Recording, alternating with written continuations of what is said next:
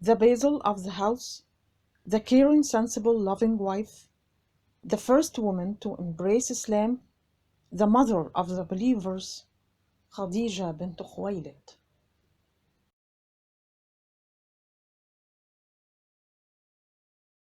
Khadija gave her husband what a rational, understanding woman gives. She obeyed him, respected him, and encouraged him. He found kindness in her heart that he was comfortable and felt at ease with. He felt in her the happiness that he hoped for. So he was reassured by her and gave her from his heart just as she gave him from hers. Khadija and Atiq became an example of a loving couple. Happiness and bliss that were not disturbed by alienation or ruined by discord fluttered their home. Khuwaylid was very happy with the regularity of this happy nest. He used to visit her daughter, then leave her house, thanking her for her obedience to her husband. He would not speak to Atiq except that he found Khadija had captured his heart and owned it. So he would become more and more happy. Fatima, Khadija's mother, was very proud of her daughter, Khadija.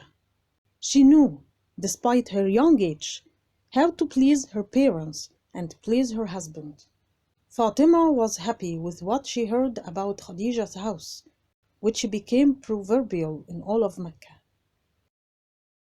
The year passed, and the house became more cheerful with a baby girl who strengthened the bond of love and intensified her father's attachment to her, as she greatly resembled her mother, Khadija.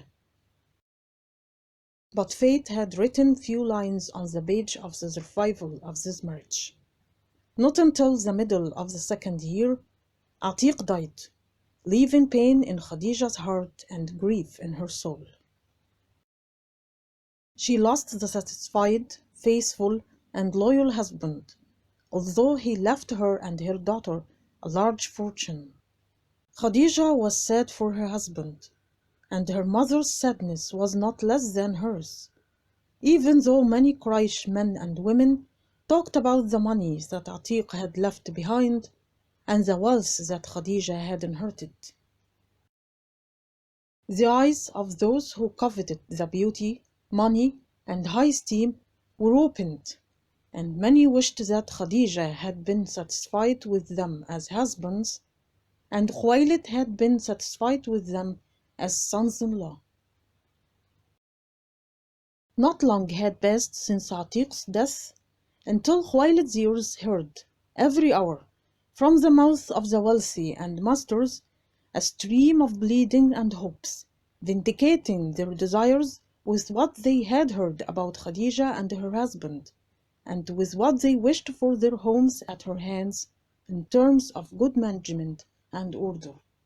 It was Khuwaylid's opinion that Khadija would no longer stay alone after Atiq's death, as she had not passed through anything in her life's way.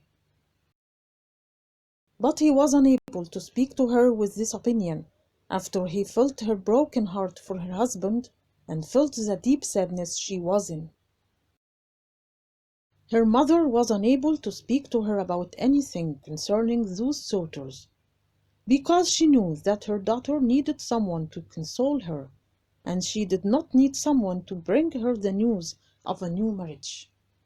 She knew that she was determined to live for her daughter, bring her up, provide for her, raise her in her arms and in the memory of her father, and do not get with her in the arms of a new strange man.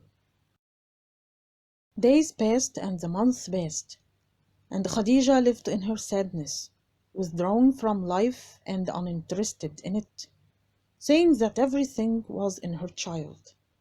She did not leave the house, did not participate in happiness, and did not hear any news of sadness without crying, or any news of happiness without sobbing, because sadness and happiness stir up in her heart the memories of her marriage, her happiness, and her deprivation of her husband. Khuwaylid received a desire every hour, and heard hope every moment. Then he was looking at his daughter and at what she was in. So his sadness intensified, and he talked to Fatima about her situation, and found in her heart the same as what was in his heart.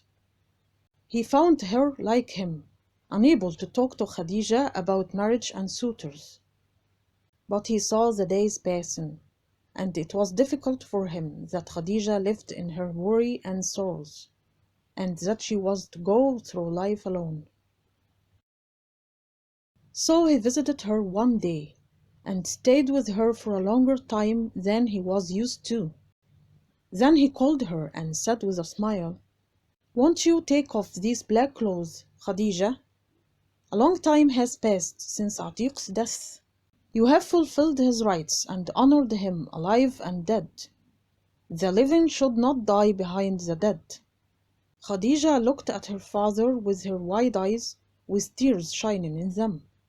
Then she said in a broken voice, "What is the value of life after losing loved ones? Even though Atiq died, he left his memory behind." Then she wiped her hand on her little daughter's head, and she said with tears streaming down her rosy cheeks, "And this memory Atiq left behind, I will keep for her as long as I live. I will not put her in a lap other than her father's lap, and I will not expose her to a stranger's anger or approval." Khuwailid was moved. He held back 2 tears were about to spill from his eyes. Then he said tenderly, "But you live alone, Khadija, and it is better for you to live under the care of a man than for the door of the house to be closed on you alone.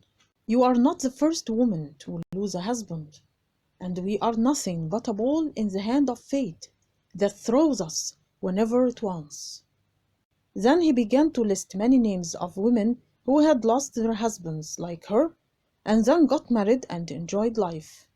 She remained silent and did not speak. So he said sympathetically, "The days pass quickly, Khadija, and I have become an old man.